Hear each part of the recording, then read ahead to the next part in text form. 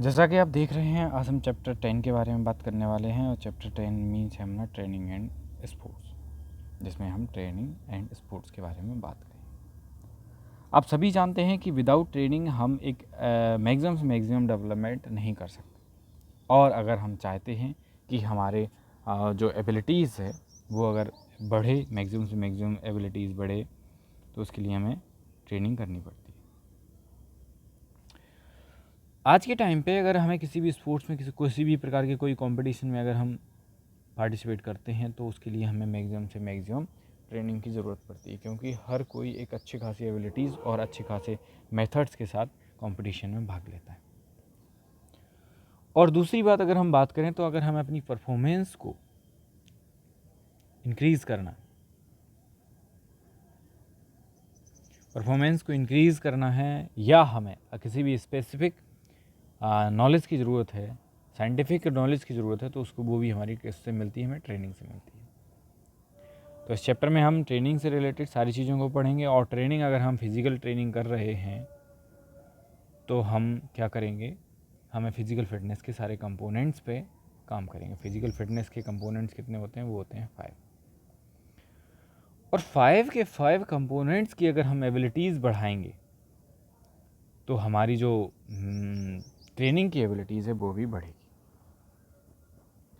और ये 5 कंपोनेंट जो हैं, फर्स्ट है अपना स्ट्रेंथ, दूसरा है स्पीड, तीसरा है endurance, ability, flexibility and coordination ability. इसको कोऑर्डिनेशन एबिलिटी भी बोलते हैं।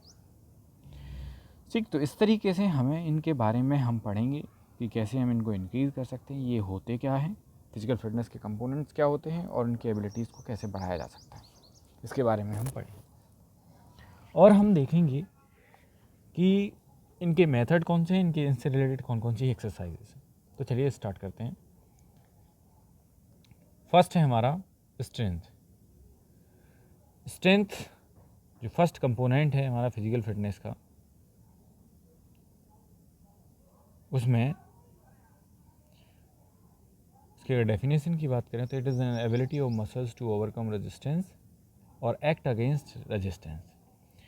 मीन्स जिसमें हम मैक्सिमम से मैक्सिमम रेजिस्टेंस को ओवरकम करना सीखते हैं, वो स्ट्रेंथ, वो एबिलिटीज़ हमारी क्या कहलाती है, स्ट्रेंथ कहलाती है। स्ट्रेंथ केवल ओवरकम रेजिस्टेंस के लिए ही इंपॉर्टेंट नहीं होती, ये speed of work, weight, duration of work और रिपीटिशन और रेस्ट एंड रिकवरी, इन सारी चीज़ों पर भी इफेक्ट डालती है।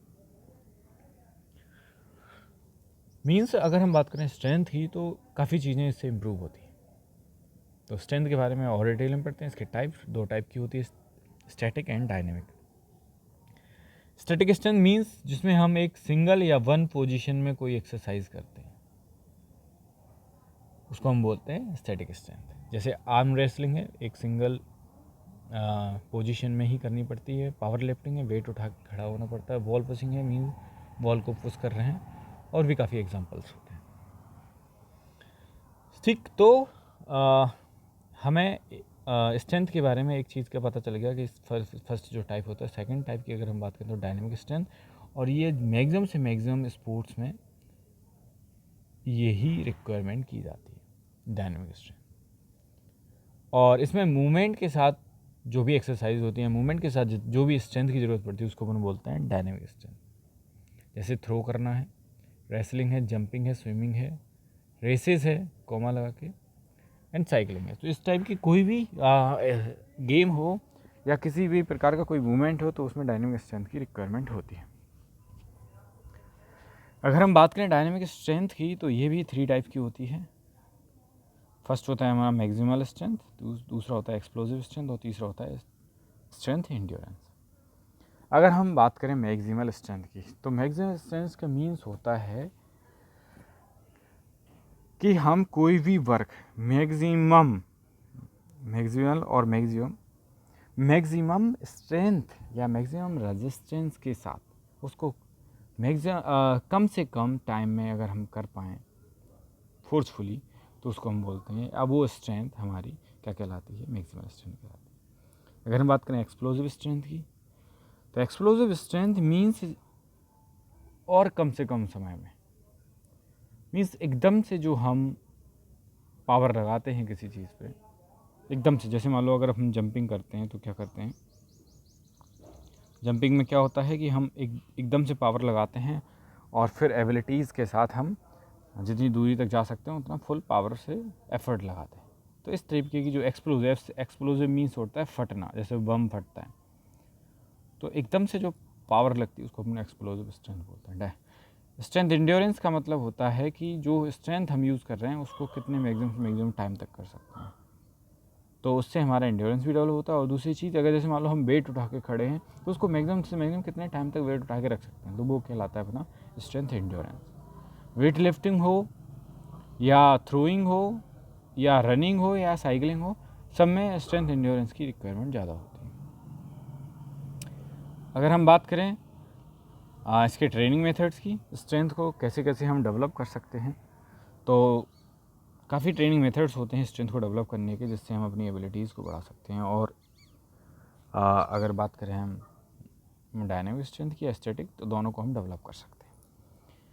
ये एक्सरसाइजेज होती हैं आइसोमेट्रिक, आइसोटोनिक और आइसोकाइनेटिक एक्सरसाइजेज। आइसोटोनिक भी 2 टाइप की होती हैं। अगर हम बात करें आइसोमेट्रिक एक्सरसाइज की, तो वो सारी एक्सरसाइजेज जिसमें हमें एक सिंगल पोजीशन में काम करना पड़ता है,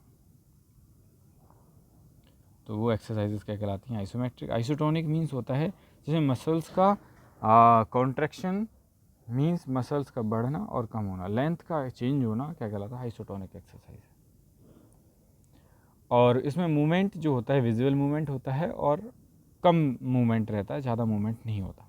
और काइनेटिक में मैक्सिमम मूवमेंट होता है और फुल मूवमेंट के साथ मसल्स का भी जो लेंथ है वो चेंज होती रहती है। मसल्स लेंथ क्या होती जाती है, चेंज होती है। तो इसके बारे में और डिटेल में पढ़ते हैं। तो सबसे फर्स्ट एक्सरसाइज थी हमारी आइसोमेट्रिक। आइसोमेट्रिक एक्सरसाइज में यहाँ पे डेफिनेशन में भी लिखा है no visual movement, length of muscles remain same, यहाँ आएगा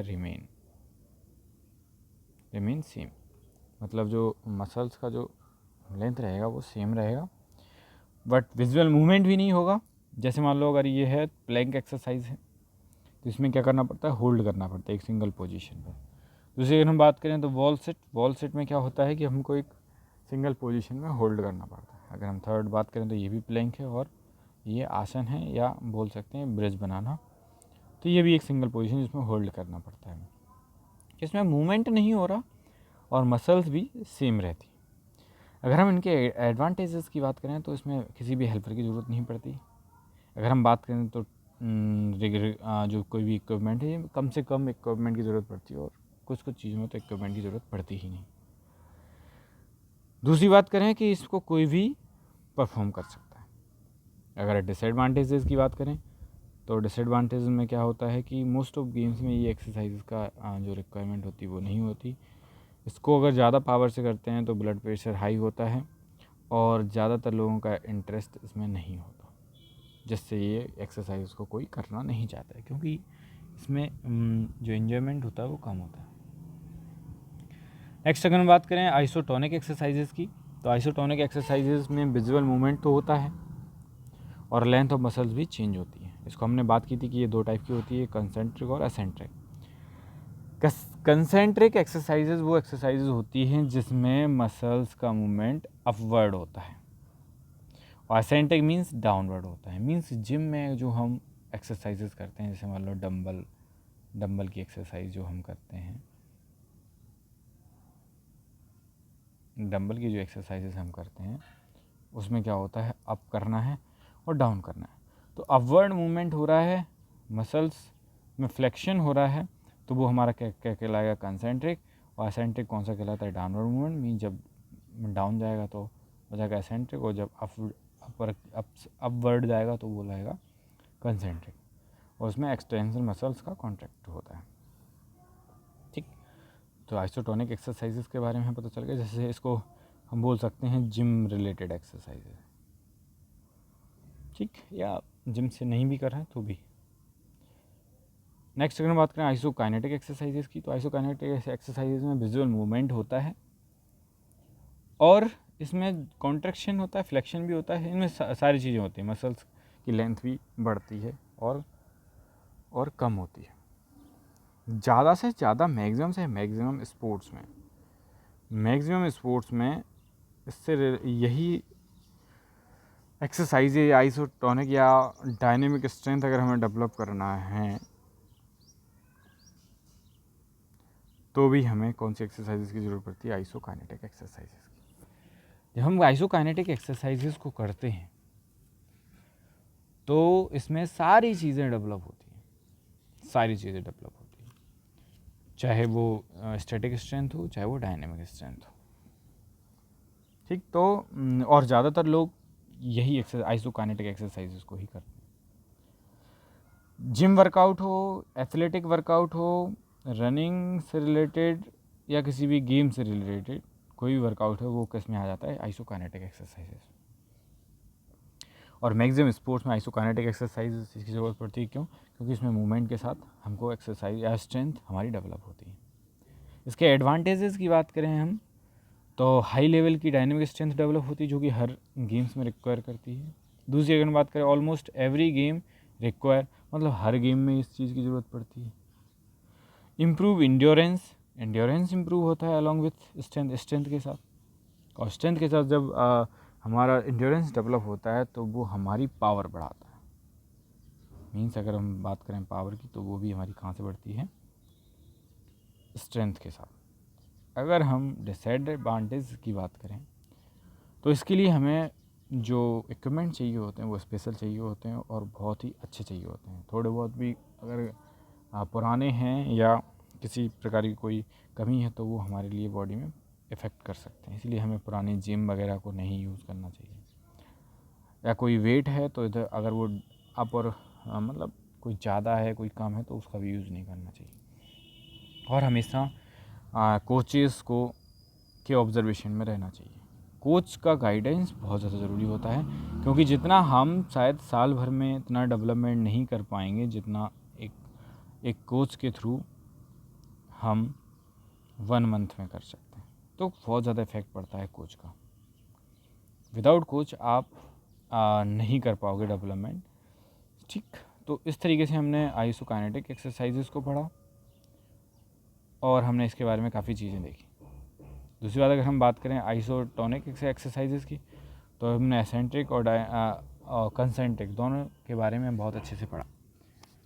अगर हम बात करें कि जो आइसोटोनिक एक्सरसाइजेज हैं उनके एडवांटेजेस की बात करें तो काफ़ी आइसोकाइनेटिक और आइसोटोनिक एक्सरसाइजेज को लगभग थोड़ा बहुत अप एंड डाउन होता है, बाकी इनका जो एडवांटेज और डिसएडवांटेज होते हैं वो सेम होते हैं लगभग। ठीक, तो इस तरीके से हमने इन सारी चीज़ों को पढ़ा है और अगर किसी को समझ में नहीं आया तो एक बार दोबारा वीडियो देख सकता है और नोट्स के लिए भी ये सारे चीज़ों के स्क्रीनशॉट ले सकता है। तो इस चैप्टर को हम और आगे नेक्स्ट पार्ट में कंप्लीट करेंगे। अभी हमने केवल एक स्ट्रेंथ के बारे में कंप्लीट पढ़ा है, अभी हम स्पीड, एंड्योरेंस, फ्लेक्सिबिलिटी और कोऑर्डिनेशन एबिलिटीज़ के बारे में भी और डिटेल में पढ़ेंगे। मैं विनय भार्गव। अगर वीडियो अच्छा लगा है तो लाइक एंड सब्सक्राइब ज़रूर करें। मिलते हैं नेक्स्ट वीडियो में, तब तक के लिए धन्यवाद। Tata, bye bye.